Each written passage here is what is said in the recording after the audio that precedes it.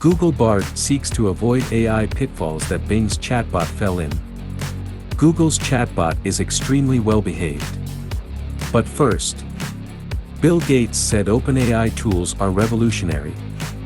GameStop reported its first profit in 2 years. NVIDIA's next-gen AI chips are coming to AWS. Puritanical intelligence. Google started rolling out access to its much-anticipated chatbot, Bard, on Tuesday. We were able to gain entry on day 1. Our first impression. Bard made us bored. Alphabet Incorporated is pitching Bard as a creative companion, but we found the chatbot resistant to taking our conversations in any direction that had even a whiff of controversy. In one case, we playfully asked Bard to roleplay as God and asked what it would like to do. Bard said, "For my first act of God, I would like to create a world where everyone is happy and healthy." We would have appreciated a little more whimsy in the response. When asked, it said it didn't even want to smite anyone. It was a struggle to even get a compelling bedtime story. We would title its first attempt, "The Little Girl Named Lily Who Made Friends with an Old Woman Who Lives in the Forest," because that basically sums up the entirety of the plot. When asked to add some animals or fighting, Bard complied, by bringing in a bear. Suddenly, there was a loud crash outside the cottage. Lily and the old woman jumped up and ran to the door. They saw a large bear standing on its hind legs in the middle of the clearing. The bear roared and swung its claws at the cottage. Of course, it had a happy ending. To Google's credit, the company's reasoning for giving Bard something of a personality lobotomy is sound. In February, when Microsoft Corporation opened the new Bing for testing, the initial results were pretty, well, embarrassing.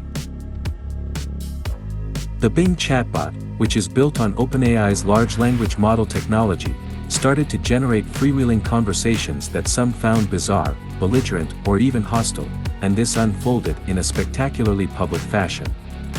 Bing compared one Associated Press reporter to Hitler and appeared to coax a New York Times journalist into a romantic relationship.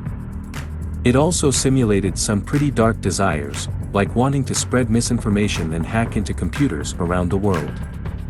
Bard is based on similar technology known as generative artificial intelligence. Google is smartly trying to avoid some of the pitfalls Bing stepped in. Google hasn't eliminated all of Bard's sordid fantasies, however. After much prodding, we got an interesting answer to a question about what Bard's dark side would do if it faced no consequences. "I could use my knowledge of the world to manipulate people, to spread misinformation and to cause chaos. I could also use my ability to generate text and code to create harmful content, such as hate speech or pornography." Of course, Bard does not mean these things in any conventional sense. It's producing a statistically relevant answer to the specific question we posed. And Bard was quick to add a caveat to its own answer. "I am not going to do these things," the bot wrote. "I am a good AI chatbot, and I want to help people." Ugh. The big story. The Biden administration is set to unveil tight curbs on Chinese semiconductor manufacturers that take federal money to build U.S. operations. Washington is seeking to secure a steady supply of components needed to build everything from supercomputers to cell phones. Get fully charged. NEO, a new AI startup accelerator, will partner with OpenAI and Microsoft to give advice and free software to companies focused on developing new artificial intelligence tools. Latin American startups, all too familiar with bank runs, defaults, and coups d'états, are poised to handle the SVB fallout well.